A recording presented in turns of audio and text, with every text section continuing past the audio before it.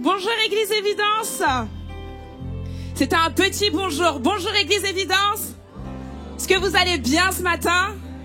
Alors on va demander à notre voisin, est-ce que tu vas bien ce matin?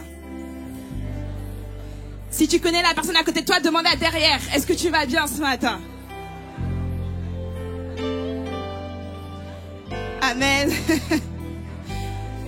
Alors avant de commencer cette célébration, la Bible dit qu'il est bon pour des frères et des sœurs de demeurer ensemble. Amen. Et c'est vraiment bon d'être avec vous ce matin. C'est un honneur pour moi de pouvoir introduire cette célébration.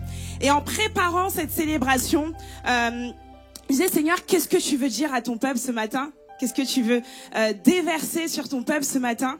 Et on est en train de finir l'année, là, dans quelques jours, on va être en décembre. Et donc l'année 2022 touche à sa fin dans quelques jours.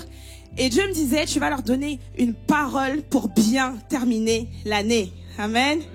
Je vais vous raconter une petite histoire. C'est l'histoire d'un athlète qui a couru les Jeux Olympiques en 1968, qui a été sélectionné par son pays qui est la Tanzanie. Et on dit en tanzanien, il me semble. Et donc, il a commencé sa course, donc il a commencé son marathon. Et en plein milieu de la course, il a malheureusement, il se blesse et il se blesse à la cheville et au genou.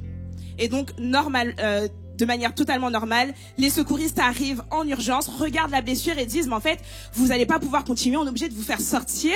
Et donc, il sort de la course. La course continue, il y a un vainqueur. Et pour la Tanzanie, on se dit, de toute façon, on va pas pouvoir terminer cette course, c'est dommage, mais en tout cas, notre coureur à nous est blessé.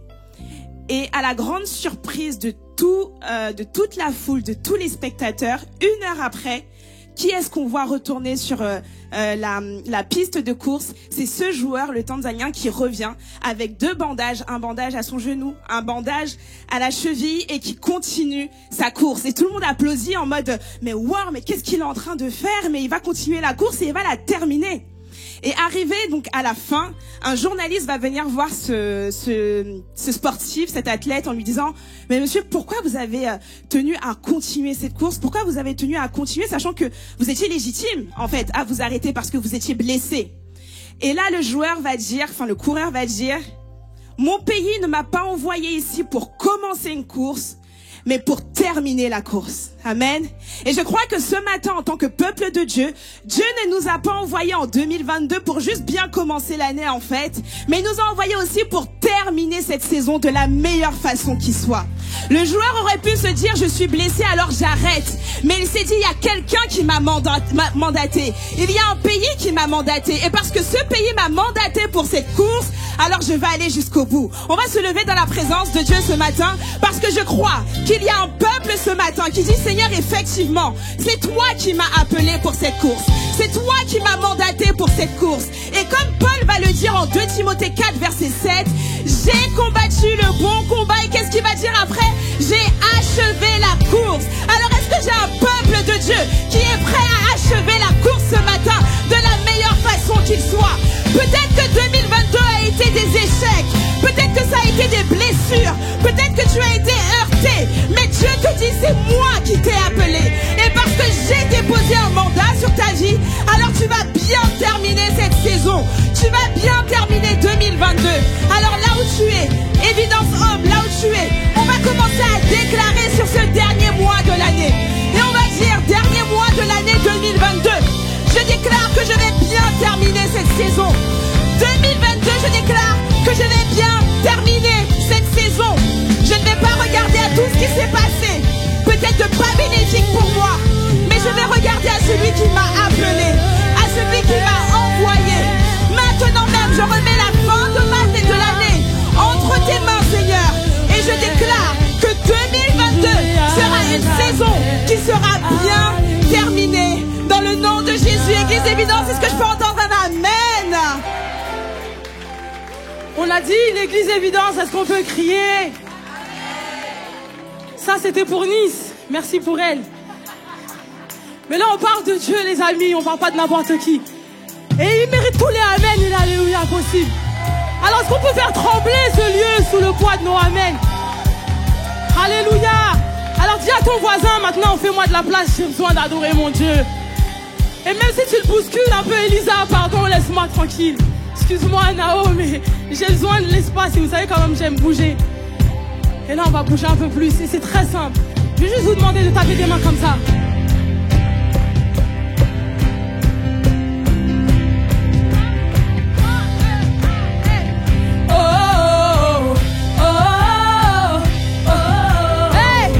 Taper des mains ensemble, hey!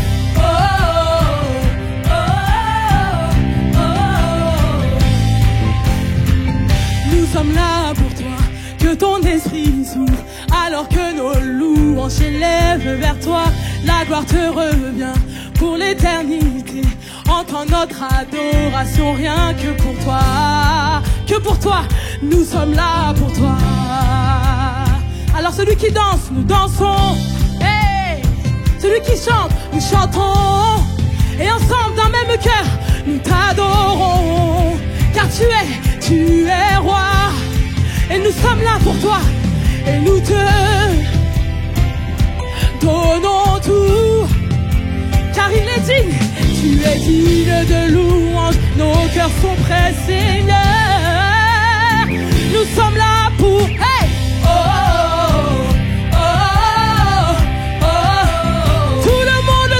Tape tes mains. Hey. On va retourner encore. Nous sommes là pour toi. Nous sommes là pour toi. Que ton esprit s'ouvre, alors que nos loups s'élèvent vers toi. La gloire te revient pour l'éternité. Reçois, Seigneur, rien que pour toi. Nous sommes là pour toi.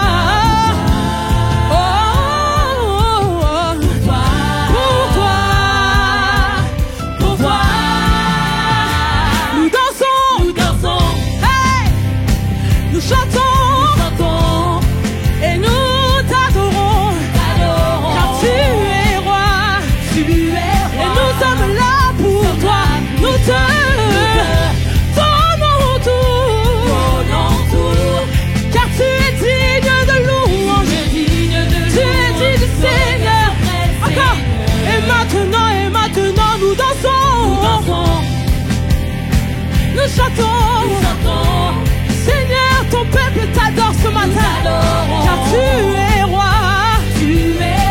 Nous sommes venus pour toi, pour voir ton cœur, nous te donnons tout, car tu es digne de louange. Et nos cœurs sont prêts à recevoir de toi, Seigneur, car nous sommes là pour toi. Qui est là pour Dieu ce matin? Non. Qui est là pour Dieu ce matin? Qui est là pour entendre une parole particulière de Dieu ce matin? Il est hors de question que tu viennes pour Dieu et que tu repartes sans une parole de Dieu. Alors on va faire cette prière, on va simplement lui dire: nous avons soif de toi. Viens Seigneur et révèle-toi. C'est très simple, on peut le faire ensemble. Alléluia. Et nous avons soif de toi. Viens Seigneur et révèle-toi. Nous avons soif de toi, viens Seigneur et révèle. Maintenant, nous avons soif de toi, viens Seigneur et révèle. Nous avons soif de toi, viens Seigneur et révèle-toi. Nous avons soif de toi, viens Seigneur et révèle-toi. Nous avons soif de toi. Viens Seigneur et révèle-toi. Encore, nous avons soif de toi. Viens Seigneur et révèle-toi. Nous avons soif de toi. Encore, viens Seigneur. Est-ce qu'on peut être assoiffé ce matin? Nous avons soif de toi. Viens Seigneur et révèle-toi. Nous avons soif de toi. Viens Seigneur. Encore. Nous avons soif de toi, viens Seigneur. Nous avons soif de toi, viens Seigneur. Nous dansons, où sont ceux qui dansent? Nous chantons et nous t'adorons, car tu es roi. Nous sommes là pour toi, nous te donnons.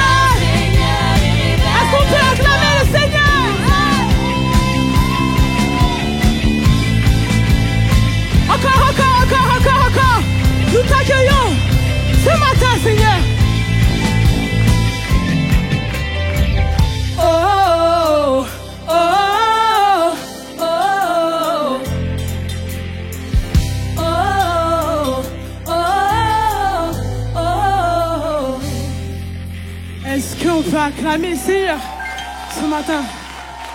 Alléluia. Alléluia. Maintenant qu'on lui a dit, Seigneur, viens, révèle-toi. Pour qu'il se révèle, il y a certaines choses à lui donner. N'est-ce pas? Désolée, je suis essoufflée.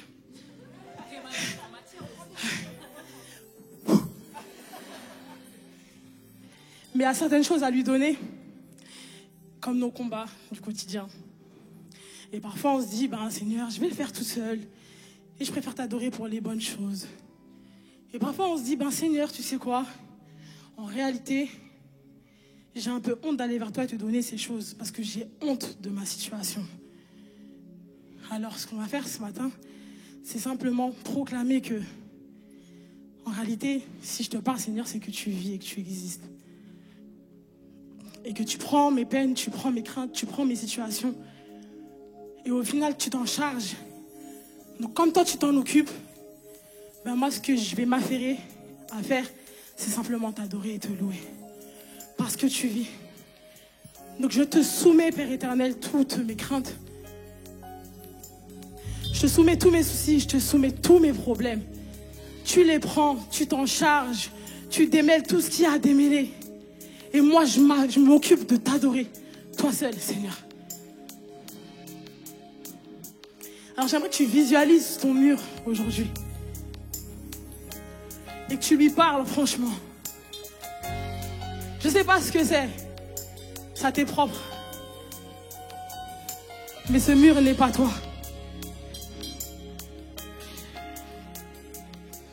Et on va simplement dire à nos murs ce matin, parce qu'il vit, je n'ai rien à craindre. Mes lendemains sont assurés entre ses mains. Il tient ma vie pour ce temps et l'éternité. Je sais qu'il vit. Oh, on va redire ensemble. Parce qu'il vit. Parce qu'il vit. Non, je n'ai rien à craindre. Jésus. Mes lendemains sont assurés.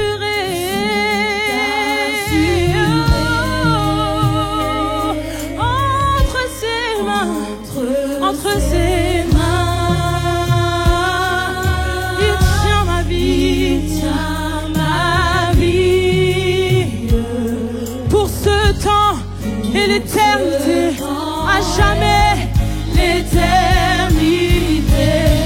Je sais qu'il oh, oh, oh, oh,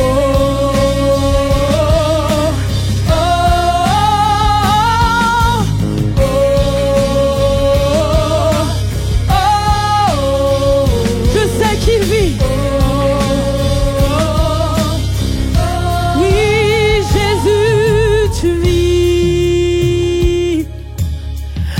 Je n'ai rien à craindre. On va s'adresser directement à Jésus.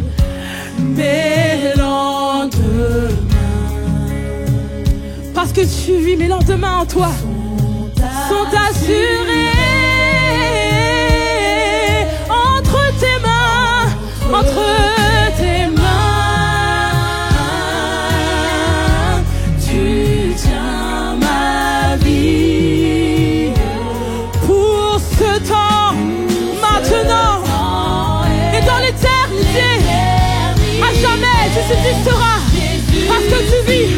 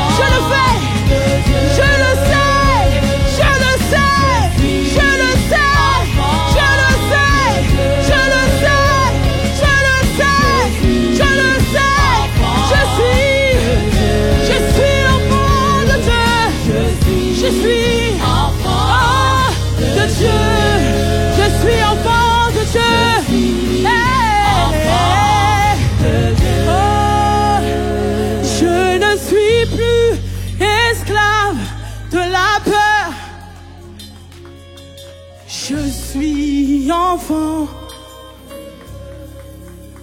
Non, je ne suis plus.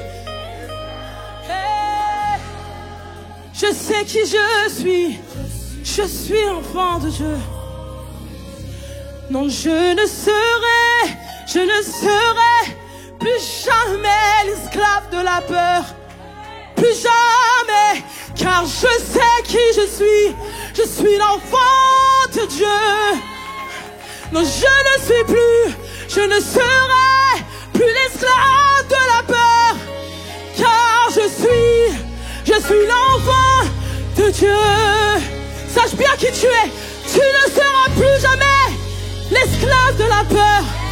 Maintenant, les chaînes se délient, les chaînes sont brisées, les murs sont tombés, parce que tu n'es plus esclave de la peur, parce que Jésus a brisé toutes les chaînes, parce que à la croix, Jésus est victorieux.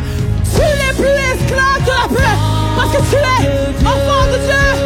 Je suis l'enfant de Dieu.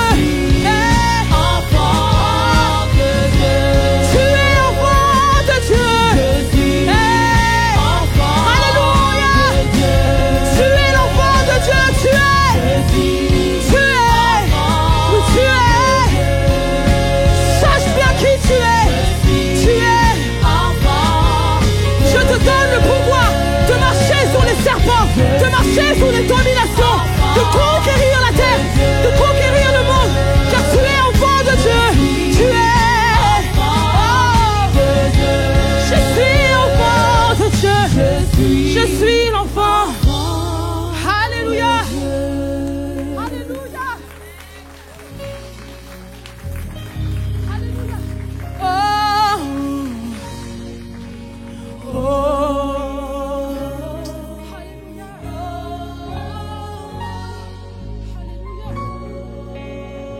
Si tu veux prendre ce temps pour prier, ce matin on vient à culte, mais on essaie aussi de reproduire ce lieu secret où il ne s'agit que de toi et Dieu.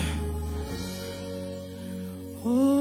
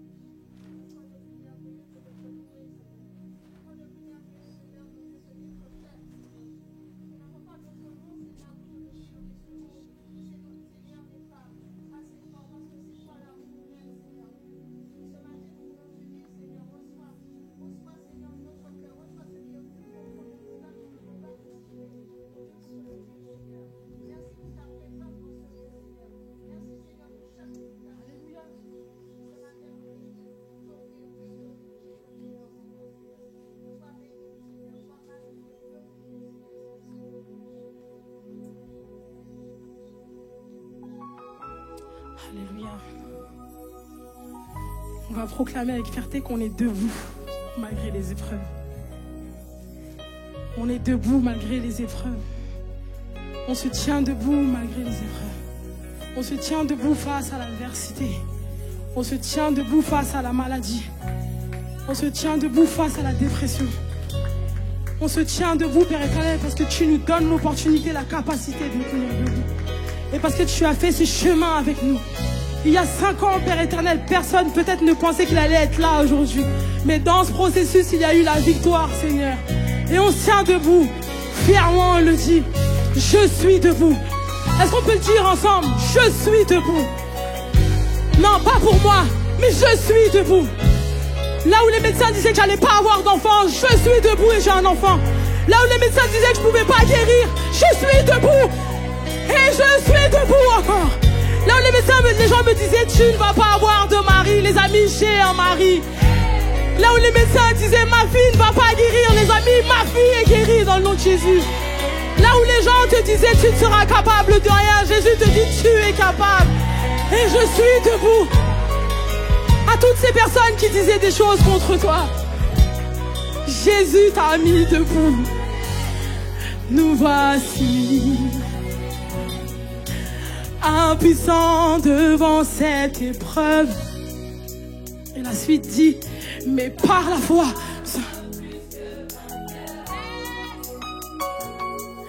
car rien ne te surprend au Seigneur. Tu as déjà ton plan. Tu veilles sur nous. Quand nous avons peur d'échouer, tu nous enlaces et nous sommes rassurés. Tu réponds à tous nos... Tout, j'ai dit, tout. Même les petites choses sont sous ton contrôle. Et nous le voyons que tu agis. Lorsque nous étions dans le noir, tu agis. Et nous sommes debout, car tu agis. Est-ce qu'on peut se glorifier pour ça? On peut glorifier pour ça. On peut se réjouir pour ça, parce qu'on est debout, mine de rien. Malgré toutes ces choses qui nous essaient de nous abattre, on est debout. Alléluia. Alors Seigneur, nous voici, nous rappelant d'où nous sommes sortis. Avant, et regardez, on est aujourd'hui. Par ton amour et ta grâce infinie. Et nous ne méritons rien, mais pourtant, rien, mais pourtant tu nous as secourus. Nous l'avons vu. Secourus, nous l'avons vu. Que tu agis.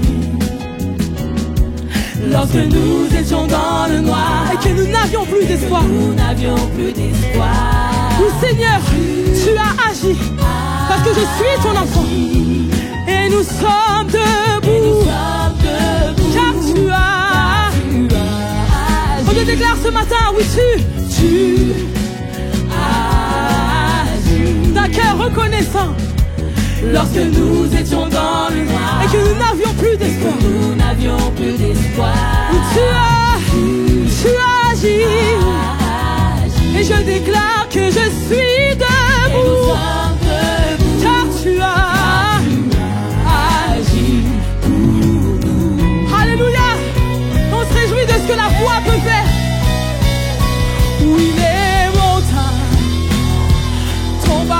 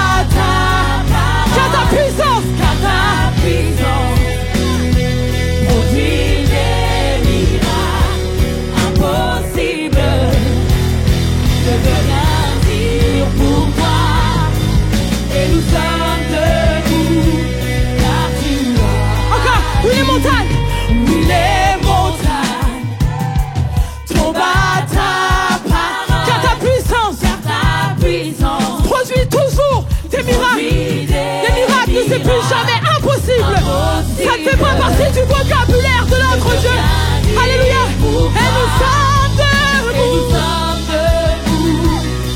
Encore. Il est montagne.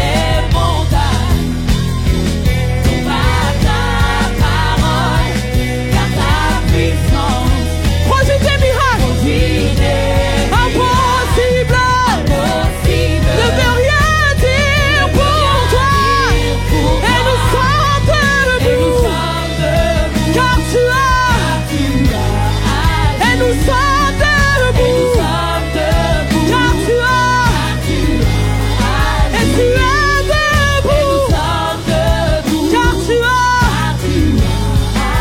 Et on se rappelle que tu as. On se rappelle que tu. Là où il n'y avait plus d'espoir, oui, tu as agi, Seigneur. Et même dans les ténèbres, tu agis. Ensemble. On se rappelle que tu as agi. Tu as agi. Encore. Oui, Seigneur, tu as agi. Encore. Pour ma famille, tu as agi. Jésus, oui, tu as. Et pour ça, je suis reconnaissant.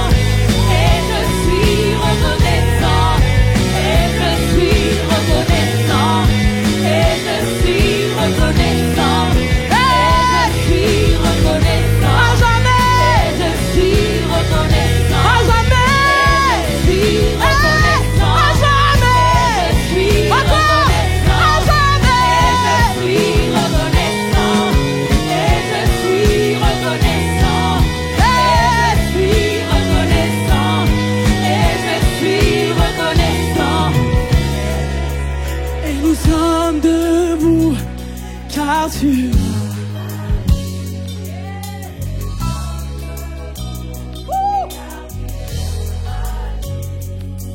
et nous sommes debout car tu as agi pour.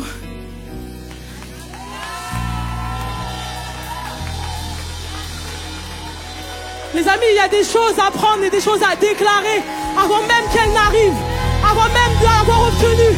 Il y a des choses à prendre avant même de les avoir obtenues, avant même de les avoir en main.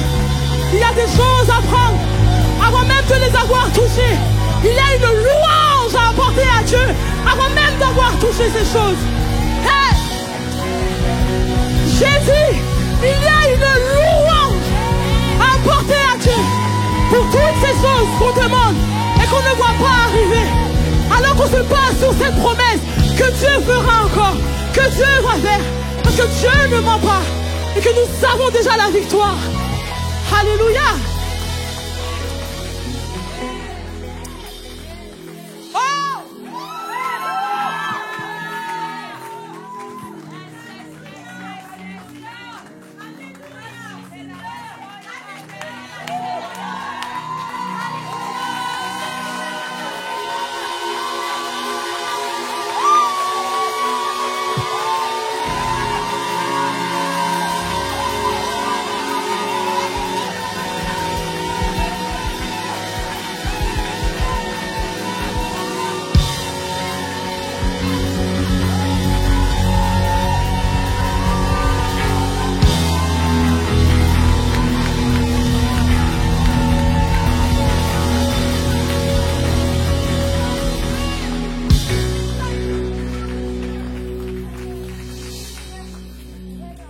Dieu, de sorte que ceux qui ne connaissent pas Dieu puissent se dire qui est ce Jésus que tu sers.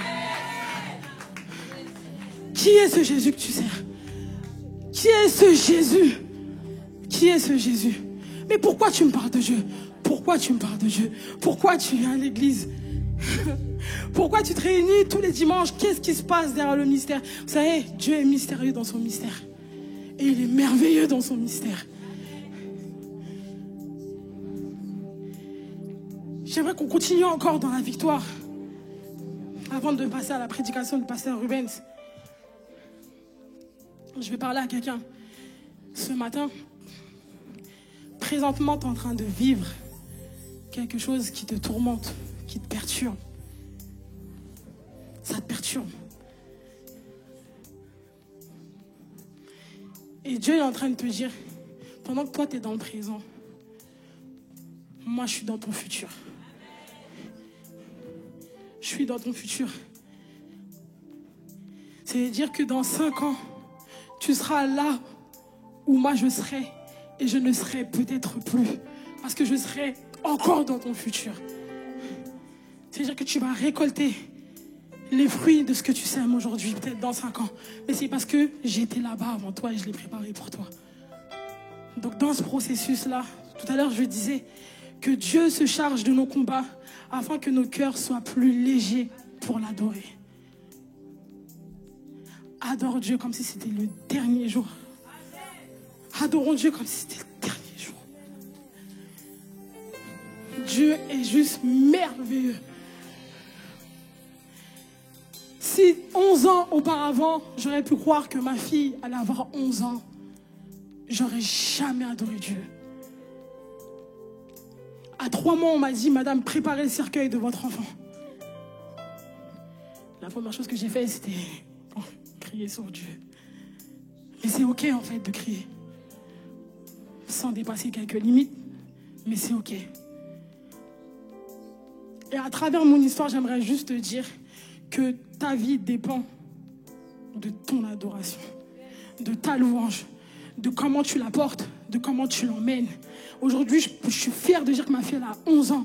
Quand les médecins disaient que c'était fini, eh ben parce que j'ai adoré Dieu, comme si je n'avais pas encore obtenu. Aujourd'hui, elle est là. Alors aujourd'hui, rien n'est fini pour toi. Tant que Dieu n'a pas dit son dernier mot, mon frère, ma soeur, rien n'est fini. Rien n'est fini. Alors on va prendre ce chant qui dit « Je serai victorieux ». Parce que coûte que coûte, même si je ne l'ai pas encore, je sais que je serai victorieux.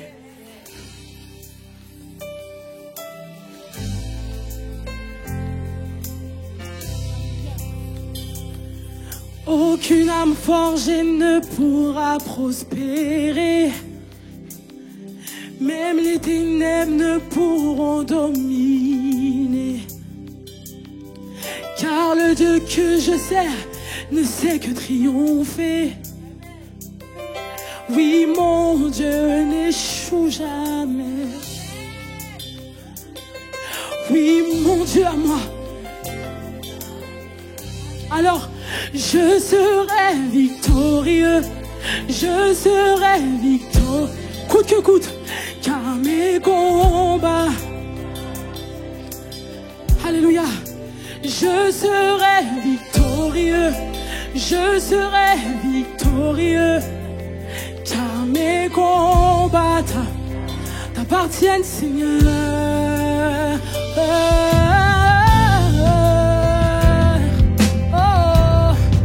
Mes combats, tous mes combats t'appartiennent, Seigneur.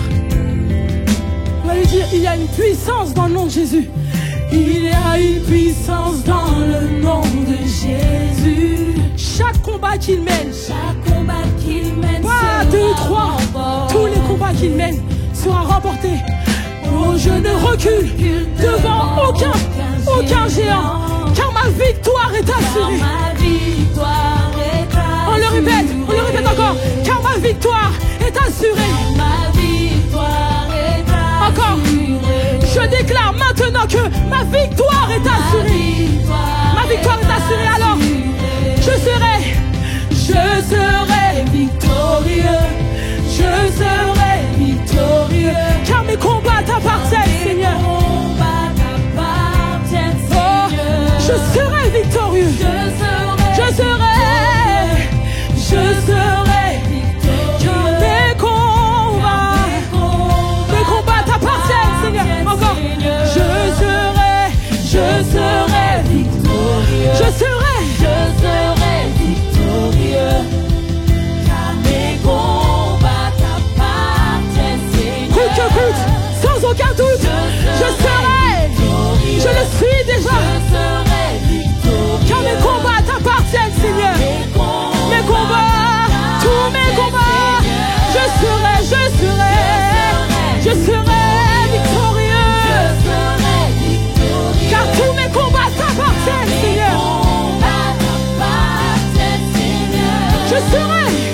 je serai victorieux, je serai victorieux, car mes combats t'appartiennent, Seigneur. Alléluia. Et vous savez comment on sait que nos combats appartiennent à Dieu et qu'on est victorieux? C'est que toutes les flèches, toutes les attaques que l'ennemi a érigées contre nous, Dieu le change et il le fait concourir à notre bien. La Bible déclare que toute chose concourt au bien de ceux qui aiment. Toute chose concourt au bien de ceux qui aiment. Je déclare que toute chose concourt.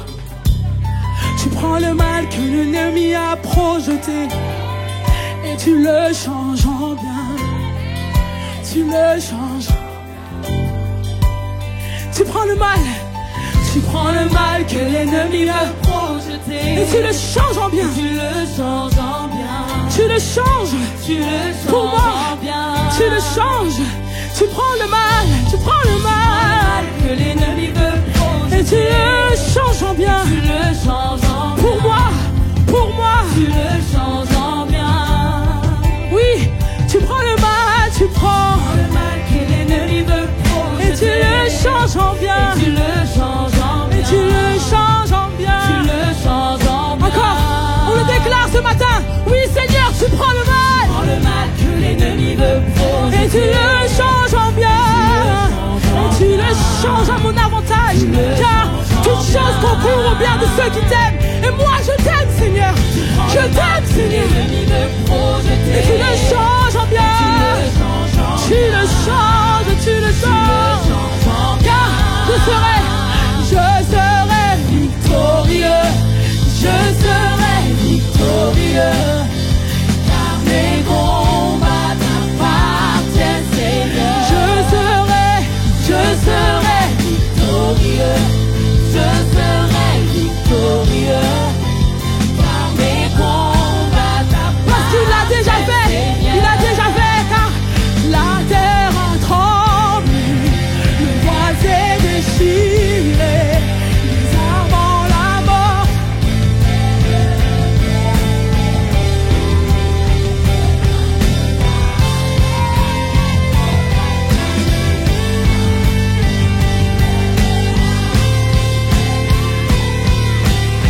Tu es sans rival, tu es sans égal, Dieu du triomphe à tout jamais.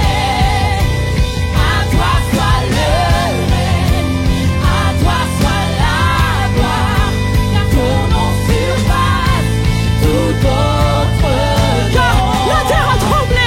La terre a tremblé, le voile s'est déchiré, les armes en la mort et le péché. Les yeux chantent ta gloire, l'écho de ta victoire, car tu es le roi ressuscité. Tu es sans rival. Tu es sans rival, tu es sans égal, Dieu du triomphe à tout jamais. À toi soit le règne. À toi soit le règne, à toi soit la gloire, ton nom surpasse tout autre. À toi soit le règne. À toi soit le règne, à toi soit la gloire, ton nom surpasse tout autre nom. À toi soit le règne. À toi soit le règne, à toi soit la gloire, ton nom surpasse tout autre nom. Je serai victorieux parce que tu l'as déjà fait à la croix. Parce que le voile est déchiré. Alors tu lèves le voile sur mes problèmes. Je serai à jamais. Je serai toujours, toujours, car mes combats t'appartiennent, Seigneur. Je serai je serai, car t'appartiens, Seigneur.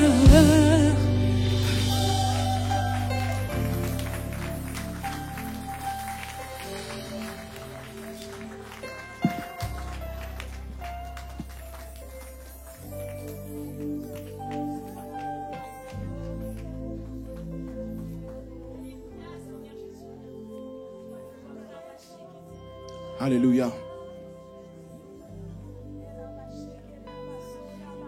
Le Seigneur est en train de montrer une chose. Alors que tu es en train de proclamer la victoire de Christ, tu es en train d'être guéri. Alors que tu es en train de proclamer que Christ est vainqueur, Dieu est en train de te guérir. Dieu est en train de te guérir. Dieu est en train de te délivrer. Alors j'aimerais encourager une personne ce matin à proclamer le nom de Jésus parce qu'il a reçu le nom qui est au-dessus de tous les noms, afin que toute langue, de toute nation puisse proclamer que Christ est vainqueur. Alors si tu as un peu de foi ce matin, je t'invite à proclamer le nom de Jésus là maintenant sur ta situation, afin que cette situation puisse se soumettre au nom de Jésus, puisse se soumettre à la seigneurie de Jésus, parce que Christ a le nom qui est au-dessus de tout ce que l'on peut citer avec notre langage. Alors élève ta voix et commence à proclamer le nom de Jésus, commence à élever le nom de Jésus. Oui, tu seras victorieux. Oui, tu seras victorieux. L'ennemi est vaincu ce matin. L'ennemi est vaincu ce matin.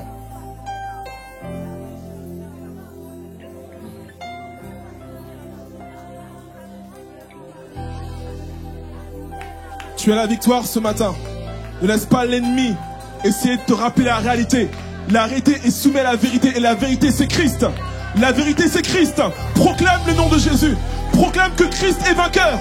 Proclame que Christ règne. Il est capable de changer et renverser la situation dans laquelle tu vis aujourd'hui. Il est capable de le faire encore ce matin. Tu es victorieux. Tu es victorieux. Tu es victorieux.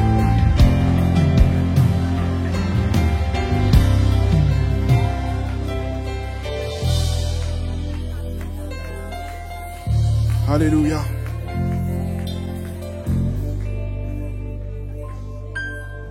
L'Éternel combattra pour toi.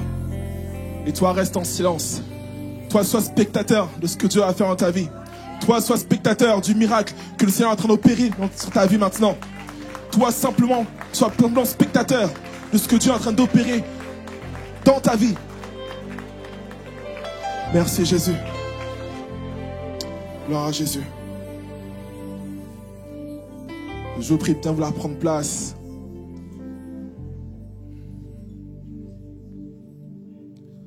On pourra rester dans cette atmosphère pendant des jours entiers, j'en suis sûr. Est-ce qu'on peut remercier l'équipe de louanges? Merci Jésus. C'est extraordinaire d'être transporté dans le monde de louange et de pouvoir louer en esprit et en vérité. Et d'expérimenter ce que la parole dit, pas vrai? La parole dit qu'il y a un jour où on ne louera pas Dieu dans un lieu, mais où on adorera le Père en esprit et en vérité. Et je crois que ce matin, on adore le Seigneur en esprit et en vérité, et on sent que c'est palpable, pas vrai? On sent qu'on peut littéralement presque toucher ce qui se passe.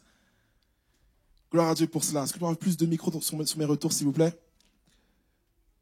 Magnifique. Seigneur, je te dis merci pour ce qui est en train de se passer. Et on veut simplement se mettre à ton écoute maintenant. Père, je prie à ce que tu puisses, par ton Saint-Esprit, disposer nos cœurs à recevoir ce que tu veux nous dire. Que ton Saint-Esprit puisse nous emmener dans le sens dans lequel tu veux qu'on aille. Père, ce matin, on veut simplement t'entendre. Alors parle, au nom de Jésus. Amen. Amen. Bonjour avec les évidences. Est-ce que ça va ce matin? Super. Ce matin, je suis vraiment honoré de pouvoir apporter la parole de Dieu. C'est toujours un plaisir pour moi de pouvoir servir à ce niveau-là. Et ce matin, je crois que Dieu va nous bénir au travers de la parole de Dieu. Et je ne sais pas si vous regardez en ce moment la télévision, mais en ce moment, il y a quelque chose qui se passe de particulier. La Coupe du Monde. Est-ce qu'il y en a qui suivent la Coupe du Monde? Alors, j'ai pas grand monde qui suit la Coupe du Monde. C'est vrai que généralement c'est en été, là, que c'est en hiver, c'est vrai que c'est un peu bizarre. Mais il y a quand même la Coupe du Monde et c'est un événement mondial. Et cette année, il y a les Bleus qui jouent et heureusement, on est qualifié pour les 8e. Est-ce qu'on peut être content pour ça? Et on va louer le Seigneur pour ça, mais est-ce qu'on peut être content pour ça? C'est super. Et bon, là, c'est super, mais moi, je me souviens quand même d'un souvenir d'une finale de Coupe du Monde qui était très compliquée pour l'équipe de France. C'est la finale 2006, de la Coupe du Monde 2006, où l'équipe de France a pu perdre contre l'Italie. Et il y a un fait qui m'a particulièrement marqué lors de cette finale de Coupe du Monde, je pense que vous en souvenez tous. C'est effectivement Zidane qui a fait un geste qui est assez... Ouais. Je me souviens que ce jour-là, j'étais à l'église et il y avait un supporter d'Italie. Et il m'a dit, votre Zidane là, il est bizarre. Et cette scène a marqué la finale de la Coupe du Monde 2006. Et pas seulement la finale, puisque c'est aussi marqué l'issue de la finale. Parce que au final, l'équipe de France a perdu. Alors que ça s'engageait bien. Zidane, penalty, Panenka, incroyable. Il marque un penalty juste extraordinaire. Et on voit qu'au temps additionnel, Zidane met un coup de tête à ce joueur italien et il finit sa carrière de grand footballeur sur ce geste et sur un carton rouge.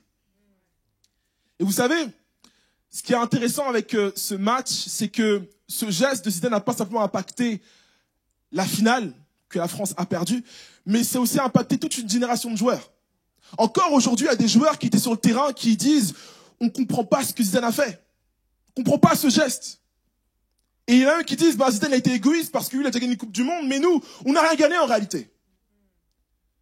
Et on ne comprend pas pourquoi, soit un geste d'humeur, Zidane a pu faire ça.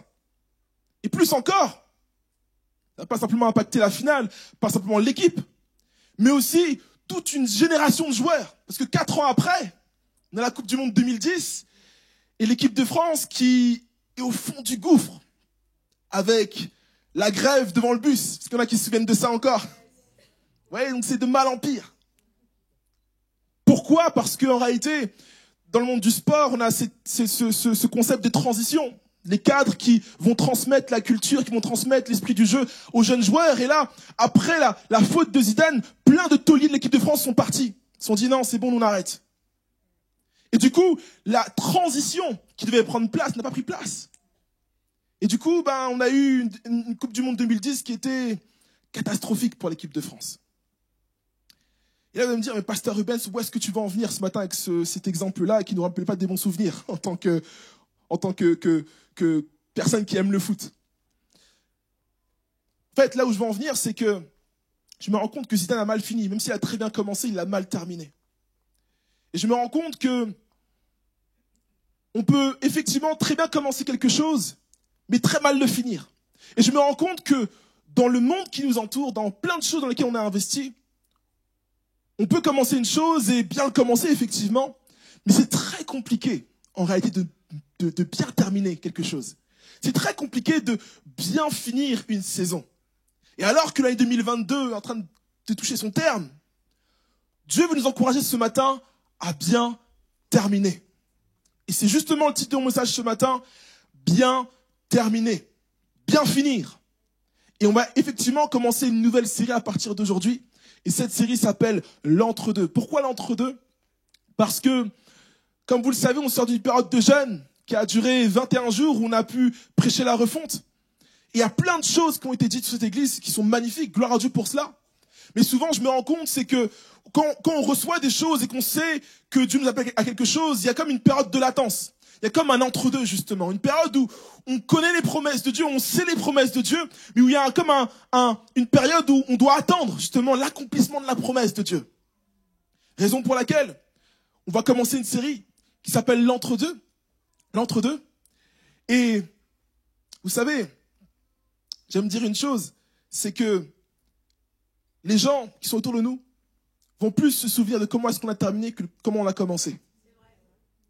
Raison pour laquelle Dieu pose une importance capitale dans le fait de bien finir.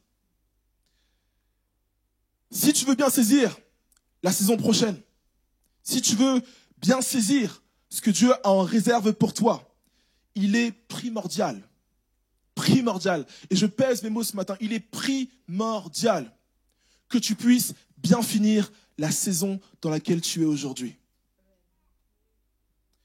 Et j'aime la parole de Dieu. Ne vous inquiétez pas, je ne vais pas prêcher sur l'équipe de France ce matin. On va ouvrir la parole de Dieu.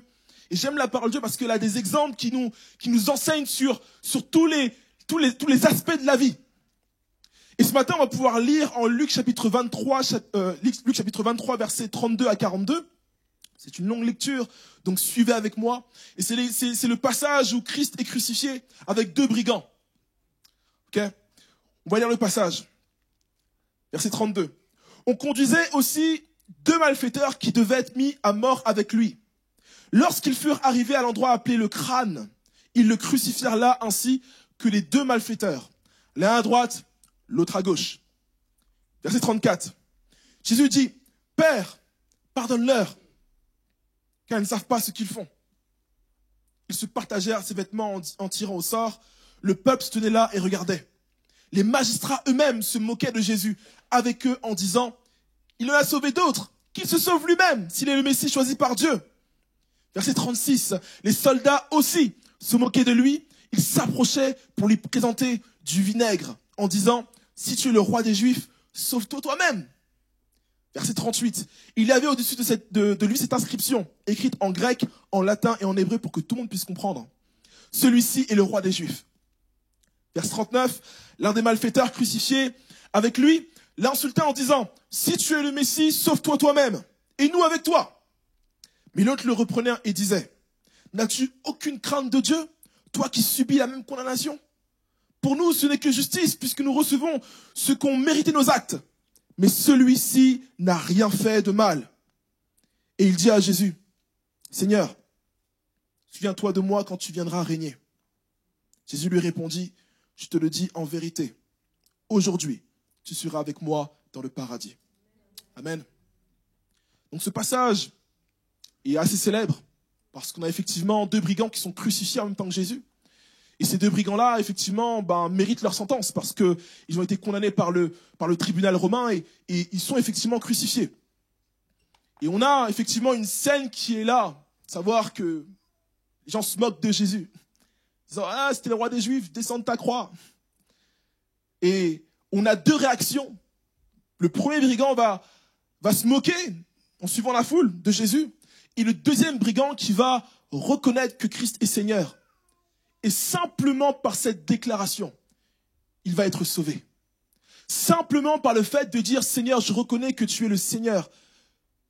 Simplement par cette déclaration, il va être sauvé. Et je trouvais ça extraordinaire parce qu'on a l'exemple type d'une personne qui a bien fini. On a l'archétype en fait d'une personne qui va excellemment bien finir. Bien qu'elle ait mal commencé, bien qu'elle ait mal vécu sa vie, on se rend compte qu'on a là l'archétype d'une personne qui va bien finir les derniers instants de sa vie. Et vous savez, je me rends compte d'une chose, c'est que c'est très compliqué de bien finir parce qu'on est sous pression. On est soumis à une pression ambiante qui fait qu'on finit mal souvent. Et là, pour le coup, on a, pour l'exemple du brigand, des brigands et de Jésus, une situation qui est critique. On a une situation qui est très critique, à savoir qu'ils sont condamnés à mort. Je sais pas, j'essaie de me mettre à la place d'une personne qui est condamnée à mort. Il n'y a aucun espoir. Tu sais que ma finalité dans quelques instants, c'est la mort en réalité. Il n'y a même pas l'espoir que je puisse manger quelque chose avec mon mari et ma femme, avec mes enfants, ou que je puisse sortir dehors, ou quoi que ce soit. Là, je sais que dans quelques instants, mes jours sont comptés en réalité, que je vais mourir. Et on a une situation qui est critique. Jésus et 2 brigands sont condamnés à mort. Plus de pression, je ne sais pas si c'est possible d'en mettre plus en réalité. On voit la foule qui est autour, qui se moque de Jésus. Se moque de Jésus. Et je nous rappelle un peu la scène, parce que c'est important de le dire. La crucifixion à la croix, c'est une condamnation qui est horrible. Non pas simplement par la souffrance, mais par aussi le fait qu'ils sont tout nus devant tout le monde. Donc c'est comme une humiliation aussi. Donc il y a tout le monde, toute la foule qui est là, 3 personnes toutes nues devant tout le monde. Et tout le monde est contre eux. Tout le monde crie contre eux. Crucifiez-les! Tuez-les! Et je me mets à la place de ces brigands. Je me dis, mais là, aucun espoir, en réalité. La situation est critique. La situation est noire et bien noire. Aucun espoir. Et bien évidemment, la souffrance. La souffrance. Je ne sais pas si quelqu'un a vu la passion de Christ, mais les souffrances qu'a endurées Jésus sont juste horribles. Et ce n'est pas que Jésus pour le coup, mais c'est aussi les brigands. Parce que les brigands sont aussi cloués sur la croix et expérimentent aussi le supplice de la croix.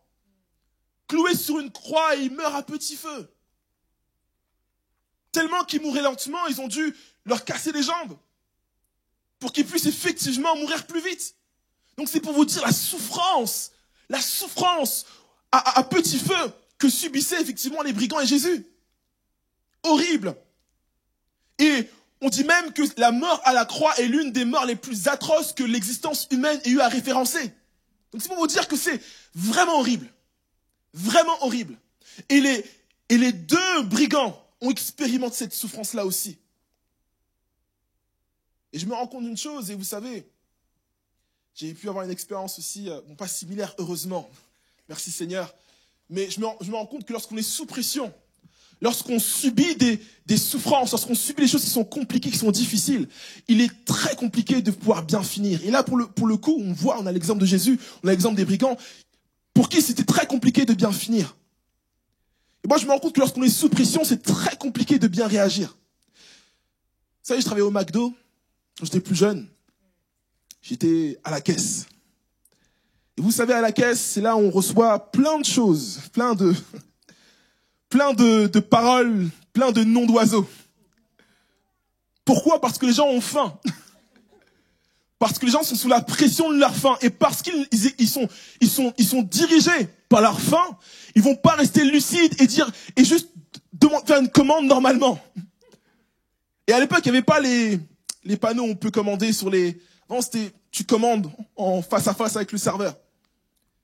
Et je me souvenais des gens qui avaient faim. Oh là là. Juste horrible. Et souvent, la pression nous emmène à faire et dire des choses qu'on ne voudrait pas faire et pas dire. Souvent, la pression, quelle qu'elle soit, nous emmène à faire et dire des choses qui sont pas bonnes en réalité. Et là, pour le coup, on a quelque chose de super intéressant qui se passe. On a une scène, à savoir le peuple qui se moque de Jésus par leurs paroles, qui disent, voilà, Jésus, c'était le Fils de Dieu, descends de là où tu es. Les magistrats qui veulent donner du vinaigre à Jésus, allez, si Fils de Dieu, descends toi aussi, en se moquant de lui. Parce qu'on disait que Jésus était le faiseur de miracles, on disait que Jésus était celui qui sauvait des personnes. Donc ils se moquaient de lui par rapport à ce qu'il faisait. Si tu es vraiment ce que tu dis que tu es, allez, sauve-toi toi-même. Et on a là, en fait, deux réactions. Deux réactions qui s'opposent, en réalité. On a le premier brigand qui va reprendre les paroles de la foule. Qui va reprendre exactement mot pour mot ce que les paroles de la foule disent. À savoir, effectivement, si tu es le roi comme tu le dis, sauve-toi toi-même et sauve-nous avec toi. En se moquant, bien évidemment, parce qu'il le disait de manière ironique. Et la réaction du deuxième brigand, qui s'oppose à la réaction du premier brigand, qui va dire, non, en réalité, tu ne peux pas te moquer de Jésus.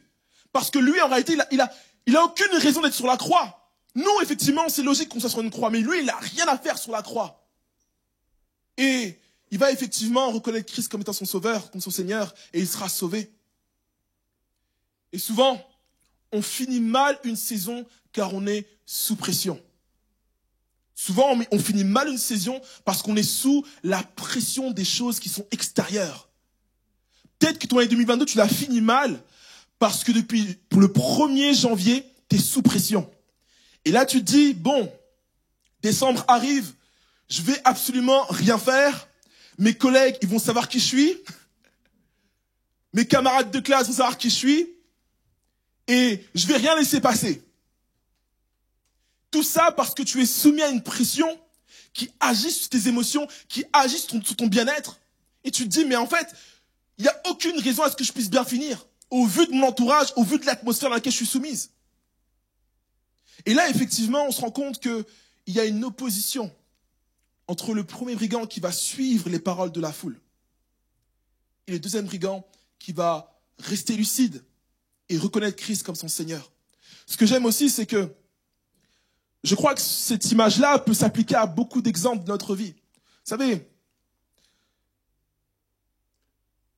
et ça, je le dis parce que plein d'amis ont pu me le dire, c'est des choses qui se vérifient dans le monde réel, dans le monde concret.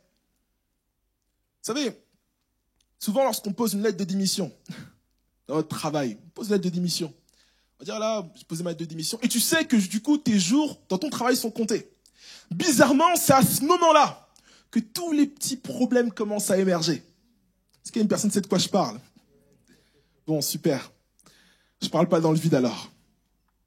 Bizarrement, c'est là que tous les problèmes commencent à émerger. Tous les suis, tous les collègues qui sont hypocrites les uns envers les autres, ton patron commence à te parler mal, toutes ces choses-là commencent à émerger. Et toi, tu te dis, bon, écoute, je vais bientôt partir, donc je suis pas obligé de bien te parler en fait, je suis pas obligé de bien te répondre. Je suis pas obligé de bien finir les choses. En fait, la première réaction humaine qu'on voudrait avoir dans cette logique-là, c'est de tout envoyer valser. En fait, même d'être négligent dans notre travail et dire, en fait, allez, je vais bientôt partir, donc qu'importe en réalité. Et je me rends compte que souvent, c'est pour ça qu'on a du mal à bien finir, parce qu'on se dit, j'ai rien à perdre. Peu importe si on me parle mal et que je réponds mal, j'ai rien à perdre. Peu importe si je fais mal mon travail, j'ai rien à perdre. J'aimerais qu'on puisse comprendre une chose ce matin, et c'est ce que le Seigneur veut qu'on puisse comprendre. C'est que finir une saison est plus important que de la commencer. Et j'aimerais qu'on puisse comprendre une chose ce matin, c'est que mal finir une saison peut être synonyme de mal commencer la prochaine saison. Pourquoi? Parce que souvent on croit que la prochaine saison c'est une page vierge, on commence, c'est une nouvelle histoire. Mais on a du mal à se rendre compte qu'en réalité, dans la prochaine saison, on traîne les casseroles du passé en réalité. On traîne toutes les choses qui ne sont pas réglées, toutes les choses qu'on n'a pas réussi à régler, on les traîne dans notre présent et notre futur.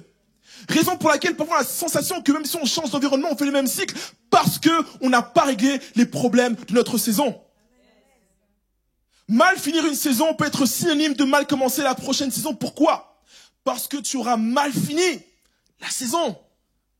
Et je ne voudrais pas qu'on soit naïf ce matin. Est-ce que je peux parler vrai ce matin? Est-ce que je peux parler vrai? Je ne voudrais pas qu'on soit naïf ce matin. Je voudrais qu'on soit vrai. Souvent, ce qui se passe dans nos nouvelles saisons, c'est à cause des casseroles qu'on traîne des anciennes saisons. Pourquoi? Pourquoi est-ce que le premier brigand est allé en enfer? Et on comprend que le premier brigand ne sera pas au paradis. Sinon, Christ lui aurait dit qu'il sera au paradis aussi, parce qu'il a suivi la logique de j'ai rien à perdre en réalité. Donc je vais suivre ce que la foule dit, et je vais me laisser porter par ça, et je vais me moquer de Jésus aussi. Mais la lucidité du second brigand lui a amené la vie éternelle. Mais heureusement, il y a une bonne nouvelle que nous montre le second brigand, c'est que tu peux mal commencer, mais bien finir. Tu peux mal commencer, mais bien finir. La Bible dit une chose en l'Ecclésiaste, chapitre 7, verset 8.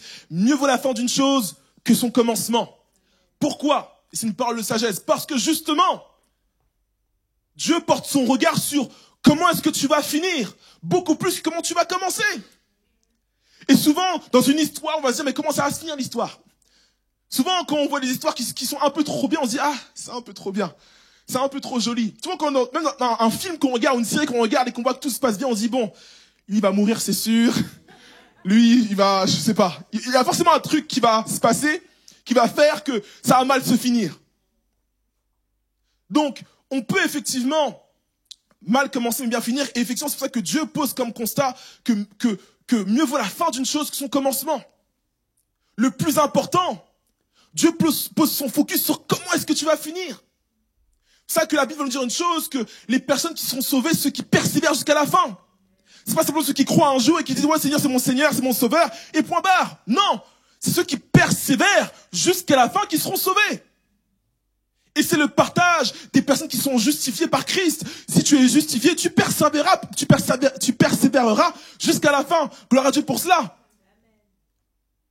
Raison pour laquelle mieux vaut la fin d'une chose que son commencement. Et le second brigand est l'archétype même l'archétype même, la preuve même qu'il est possible de mal commencer et bien finir. Vous savez, en théologie, on dit que le second brigand, c'est ce qui justifie la théologie du salut par grâce. Parce que le brigand n'a pas pu faire de bonnes œuvres. T'es cloué sur une croix. Vous pouvez rien faire. La seule chose qu'a pu faire le brigand, c'est se repentir en reconnaissant Christ comme son Seigneur et Sauveur. Et simplement par cette déclaration, frères et sœurs, simplement par cette déclaration, il a été sauvé. Donc il est possible d'avoir une vie qui est sans dessus-dessous. Il est possible pour toi d'avoir une année 2022 qui était juste horrible. Il est possible pour toi d'avoir une vie qui n'a aucun sens. Tu te dis, mais c'est-à-dire, quand est-ce que ça va se finir? Il est possible pour toi d'avoir une vie où tu te dis, mais quand est-ce que ce péché va sortir de ma vie? Il est possible pour toi d'être dans une situation, d'être dans un logement insalubre, d'avoir un métier qui ne te correspond pas, de vivre quelque chose qui te fait souffrir. Il est possible pour toi d'expérimenter, de mal commencer, mais de bien terminer simplement par une chose. Et c'est le secret que nous donne effectivement le brigand. Simplement par une repentance. Simplement par un regard fixé sur Christ. Simplement en tournant nos regards sur Christ. Une saison qui est bizarre, une saison qui est mauvaise, peut se transformer en une bonne saison. La repentance peut changer effectivement la trajectoire d'une mauvaise saison. Et là, on le voit effectivement, le deuxième brigand, le second malfaiteur, a su reconnaître en Christ le Sauveur, le Seigneur. Raison pour laquelle, même s'il a mal commencé, il a pu bien terminer. Aussi, j'aimerais pas qu'on puisse se méprendre ce matin aussi, il est aussi possible pour toi de bien commencer et de mal finir. À l'inverse. Il est aussi possible pour toi de bien commencer une saison, mais de mal la terminer. Et pour le coup, je reprends l'exemple de Zidane, qui a bien commencé, qui est une légende du football français encore aujourd'hui, mais qui a mal terminé sa saison, qui a mal terminé sa carrière de footballeur. Donc il est possible pour toi de bien commencer quelque chose, mais de mal le terminer. Il est possible pour toi d'avoir commencé avec la bonne attitude, avec le bon zèle, la bonne passion, mais au fur et à mesure de la vie, au fur et à mesure des circonstances de la vie, de voir ces choses comme périr et de mal finir une saison. Mais le Seigneur te dit ce matin, le plus important, c'est comment tu vas finir. Le plus important, c'est comment tu vas finir. Touche ton voisin et dis, le plus important, c'est comment tu vas finir. Si tu me suis sur le chat ce matin, écris, le plus important, c'est comment je vais finir.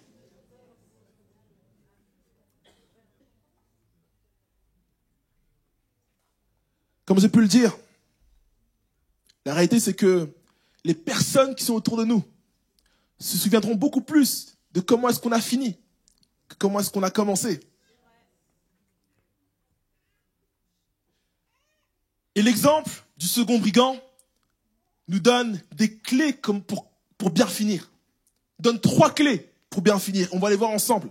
La première clé que nous donne le brigand, la première clé, c'est accepter sa saison. Accepter sa saison. Et c'est un point qui est majeur. Un point qui est majeur, pourquoi? Parce que souvent, on arrive en novembre, décembre 2022 et on se dit, Seigneur, je comprends pas, un tel m'a fait du mal, un tel m'a fait du mal, et c'est pour ça que je me sens mal, je comprends pas, Seigneur, pourquoi?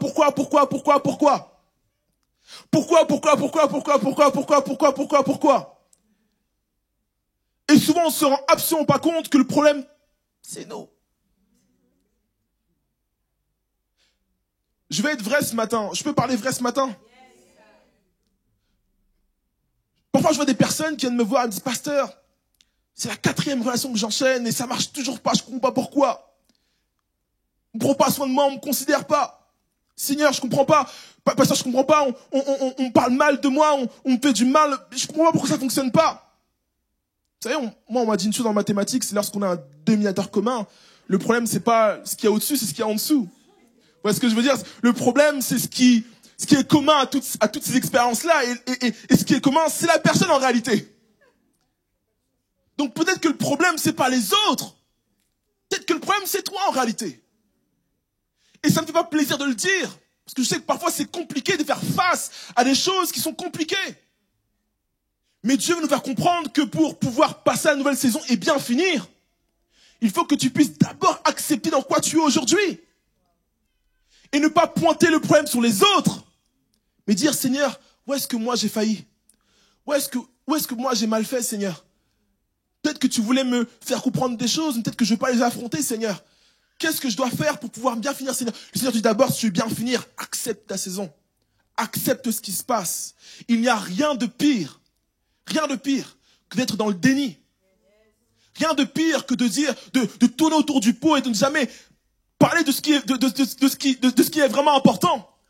Il n'y a rien de pire que cela, en réalité. Rien de pire que le déni. Je crois qu'on veut tous marcher dans la vérité. Tu veux marcher dans la vérité, il faut que tu puisses faire face à ta saison. Peut-être que le problème, c'est pas les autres. Peut-être que le problème, c'est toi, mon frère, ma sœur. Et peut-être que c'est la raison pour laquelle tu fais des cycles, justement. Et c'est pas une condamnation que je suis en train de poser. J'aimerais te rassurer quand même. C'est pas une condamnation, c'est simplement te dire, ok Seigneur, maintenant que je comprends que le problème c'est moi, Seigneur, règle-moi. Seigneur, répare-moi. Seigneur, permets à ce que je puisse être une nouvelle personne pour que la prochaine saison, elle puisse pas ressembler à celle d'hier. Mais tant qu'on ne fait pas ce constat-là, on ne pourra pas avancer. Et comment savoir si tu as effectivement accepté ta saison? C'est quand tu ne seras plus dans la revendication. Comment savoir si tu ne seras plus, quand tu commences à savoir si tu auras effectivement accepté ta saison, c'est quand tu ne seras plus en train de revendiquer des choses. C'est lorsque tu seras en paix avec ce qui se passe, même si c'est compliqué, même si c'est difficile, même si tu portes une honte, une culpabilité, c'est en acceptant ces choses qu'effectivement tu pourras avancer. La deuxième clé que le second brigand nous propose ce matin, c'est de rester lucide. Rester lucide. Comme j'ai pu le dire, on est soumis à une pression en fin de saison qui est juste incroyable. Et l'image du sport est très parlante, mais je crois qu'elle s'applique à chacun d'entre nous dans chacune des expériences qu'on pourrait avoir. Dans le travail, dans des entreprises, dans des choses que l'on fait, dans des engagements qu'on a pu prendre, dans une relation amicale que tu feras avec une personne. Oui, c'est possible aussi. Et souvent, en fin de saison, c'est là où on a plus la pression parce qu'on est fatigué, parce qu'on souffre, parce qu'on porte des choses, on a marre de les porter. Et alors qu'on a acté le départ, on se dit, je peux lâcher le truc et puis j'avance. Non. Non. Il faut absolument que tu puisses rester lucide malgré la pression et que tu puisses effectivement garder le bon cap. Pourquoi? Parce qu'il y a des personnes qui te regardent en réalité. Il y a des personnes qui regardent à toi et qui se disent, mais comment est-ce que cette personne va finir? Vous savez, quand je reprends l'exemple de Zidane, c'est un excellent joueur et personne ne lui retirera ça. Mais force est de constater que sa faute a pénalisé beaucoup de personnes, a fermé une porte à beaucoup de personnes, a fermé une saison de gloire pour beaucoup de personnes. Et pas que lui, mais aussi plein de personnes derrière. Il y a des personnes qui regardent à toi et comment est-ce que tu vas finir va déterminer l'avenir de beaucoup de personnes aussi en réalité. Comment est-ce que tu vas quitter ton travail va déterminer comment tes collègues eux aussi vont quitter leur travail en réalité. En fait, tu crées comme une atmosphère. Tu crées comme une atmosphère qui sera propice ou pas à bien finir. Bien finir est important parce que des personnes regardent à toi et pas seulement des personnes, mais aussi Dieu. Dieu regarde comment tu vas finir.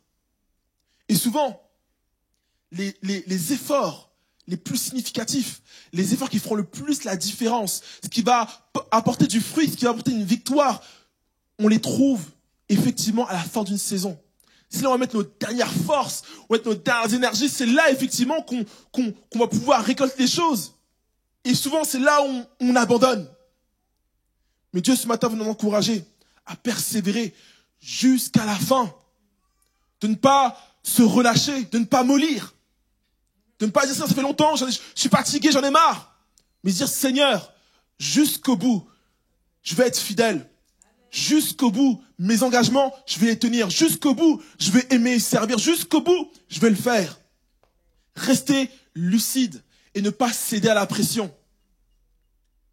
Et la troisième clé que nous donne effectivement le brigand, et j'ai pu en parler depuis tout à l'heure, c'est l'attitude. Son attitude a été extraordinaire parce qu'il a su reconnaître Christ comme son Seigneur. Il a su ne pas joindre la foule, sous la pression de la foule, et se moquer de Christ. Avoir la bonne attitude, même lorsque tu n'as plus rien à perdre, c'est hyper important.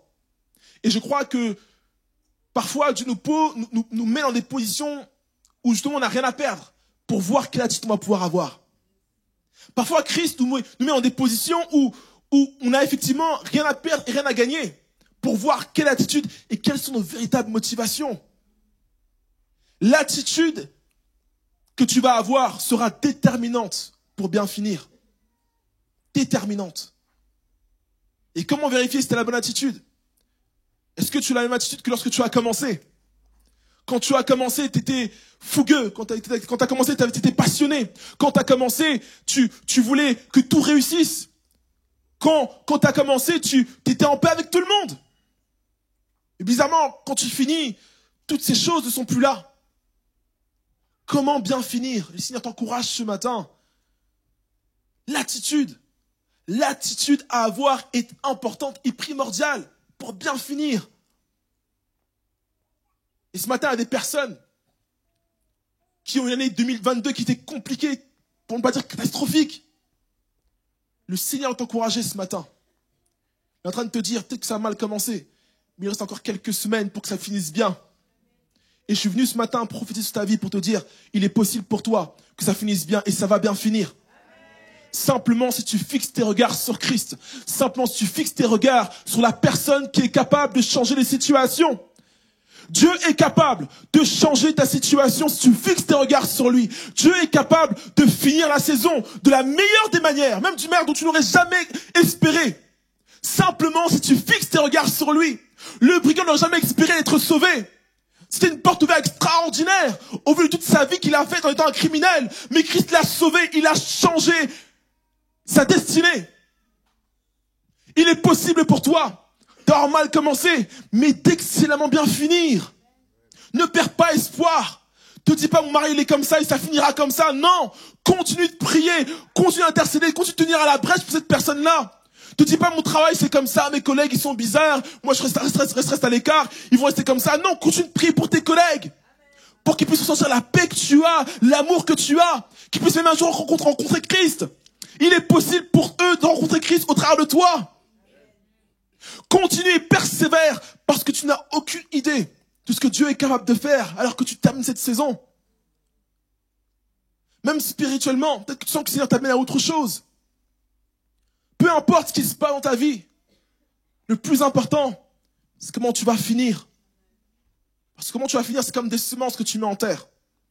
Si vous voulez une image, comme des semences que tu vas mettre en terre, que tu vas récolter la prochaine saison. Donc si tu sèmes de la haine, de la division alors que tu pars, tu vas récolter de la haine et de la division alors que tu vas commencer. Si tu sèmes de la haine, si tu sèmes de la colère, si tu sèmes toutes ces choses-là, dans cette saison alors que tu finis, la prochaine saison, tu vas récolter de la haine, de la colère, des personnes qui te parleront mal. Pourquoi? Parce que tu n'auras pas respecté la logique de bien finir. Parce que la fin d'une chose vaut mieux que son commencement. Ce matin, peu importe ce par quoi tu traverses, peu importe tes détresses, peu importe tes épreuves, peu importe la pression qui t'entoure, ce matin, tu m'as envoyé pour t'encourager et te dire, comme le second brigand qui a vu son éternité basculer du beau côté, simplement par un regard, il est possible pour toi de voir ta fin d'année, de voir la fin de cette saison changer simplement si tu fixes tes regards sur Christ. Et ce matin, j'aimerais que tu puisses t'engager devant Dieu à bien finir. Parce que beaucoup plus que des belles paroles, il faut que ce soit un caractère, une attitude, une décision qu'on puisse prendre devant Dieu. J'aimerais qu'on puisse se mettre debout ensemble.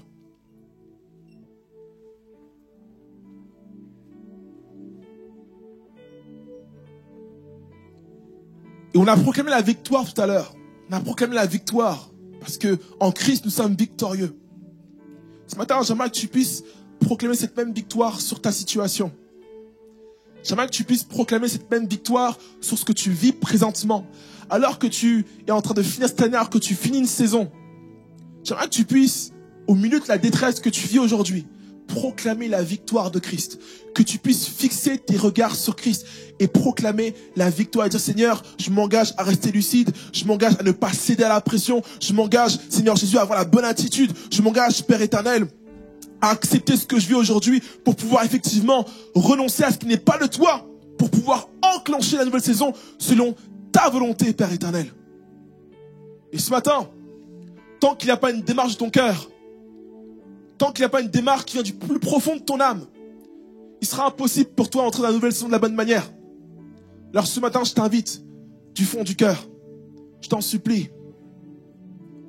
accepte ta saison actuelle, accepte que ça se passe mal, afin que tu puisses naviguer vers ta nouvelle saison et que tu puisses effectivement entrer dans les promesses de Dieu. Alors j'aimerais prier pour une personne ce matin.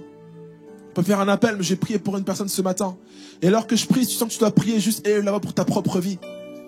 Élève la voix pour ta propre vie. Si tu sens que ce message te parle et que tu as envie de bien finir cette saison, élève la voix pour ta propre vie et réclame à Dieu le caractère, la persévérance, la foi nécessaire pour bien finir. Alléluia. Seigneur, je vais te prier maintenant pour ton peuple. Seigneur, je te dis merci. Parce que tu nous appelles ce matin à bien finir. Et Père, on veut croire que cette parole est d'art pour nous. Elle est pour nous personnellement, Seigneur Jésus. Et on veut refuser à céder à la pression. On ne veut pas céder à ce que le monde voudrait qu'on puisse faire. Mais ce matin, on veut s'engager à prendre la bonne part. Ce matin, on veut s'engager à regarder à toi, tout simplement. Et à suivre, tout simplement, ce que tu veux qu'on puisse faire. Et Père, je prie pour que la force soit le partage de ton peuple. Là où une personne est fatiguée, là où une personne souffre, Seigneur Jésus, là où une personne n'en peut absolument plus. Père, je veux prier pour la persévérance, pour un esprit de persévérance, pour qu'elle puisse continuer d'avancer, pour qu'elle puisse continuer de courir, Seigneur Jésus. Même si elle est blessée, même si elle est meurtrie. Père, je veux prier maintenant que ton esprit soit son soutien pour qu'elle puisse persévérer. Alléluia. Père, je veux prier pour que tu puisses l'emmener à voir que tu es effectivement fidèle et que tu vas accomplir ta parole. Père, je prie pour que cette personne puisse se relever et qu'elle soit encouragée à pouvoir continuer à avancer. Je prie pour que cette personne aussi puisse voir son entourage changer alors qu'elle fixe le regard vers toi, Seigneur Jésus. Oui, Père, je veux proclamer sur cette assemblée, Seigneur Jésus, que on va bien finir. On va bien finir. On va bien finir.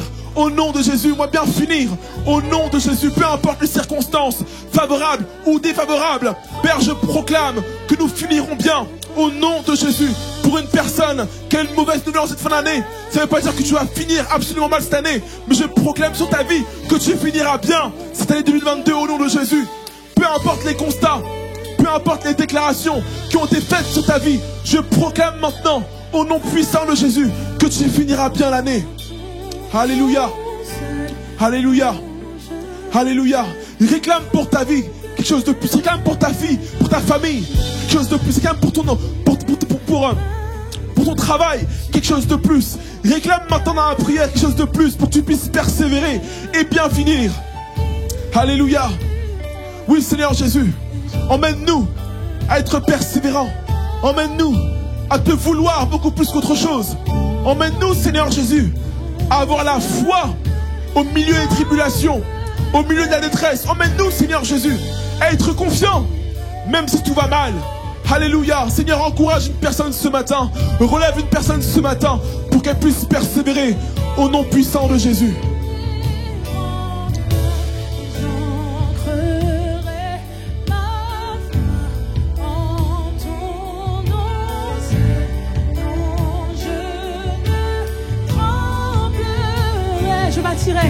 Je bâtirai ma vie sur ton amour, fondement inébranlable. Et j'ancrerai ma foi en ton nom. Non, je ne tremblerai pas. Encore, je bâtirai ma vie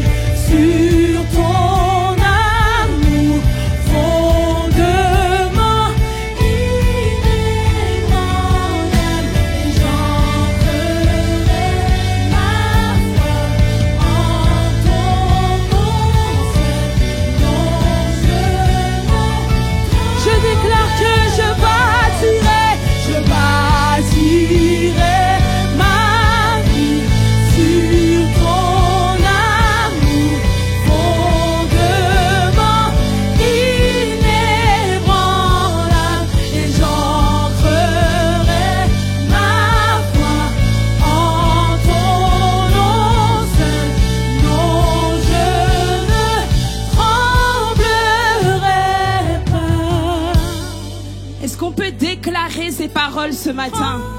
Est-ce qu'on peut continuer à déclarer ces paroles sur nos vies ce matin? Vous savez, on vient de recevoir une parole de la part de Dieu et je crois que là, même maintenant, quelque chose peut se passer dans ta vie. Parce que tu vas déclarer sur ta vie. Parce que tu vas faire comme une allégeance devant Dieu en disant, Seigneur, aujourd'hui, je décide de changer la situation. Et peut-être que j'avais mal commencé, Seigneur Dieu. Peut-être que j'étais en train de mal terminer. Mais je décide de changer mon focus et de bâtir ma vie sur qui tu es toi. Pas sur les circonstances, mais sur toi, Seigneur. Alors même si cette saison est difficile, même si la porte de sortie c'est compliqué, mais ce matin, je décide de fonder, Seigneur Dieu, toute mon espérance sur toi. Et non, je ne tremblerai pas. Est-ce que tu peux déclarer ce matin? Alléluia. Déclare-le pour ta vie. Déclare-le pour ta famille. Alléluia. Déclare-le ce matin. Déclare-le pour le mois de décembre. Déclare-le pour cette fin d'année. Déclare-le sur chacune des situations de ta vie. Parce que tu bâtis ta vie sur le royaume.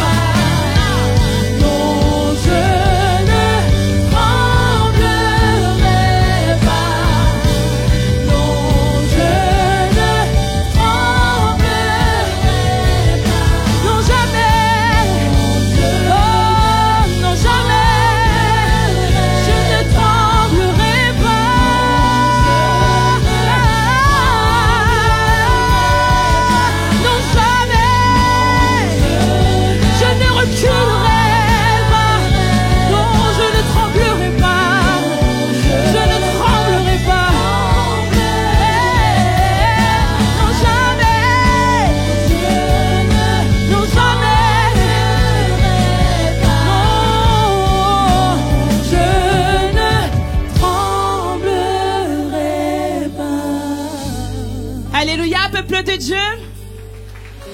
Alléluia, peuple de Dieu. Amen. Juste avant qu'on puisse s'asseoir pour terminer cette célébration, je dis au revoir à Évidence Home. On se retrouve au même endroit et à la même heure dimanche prochain.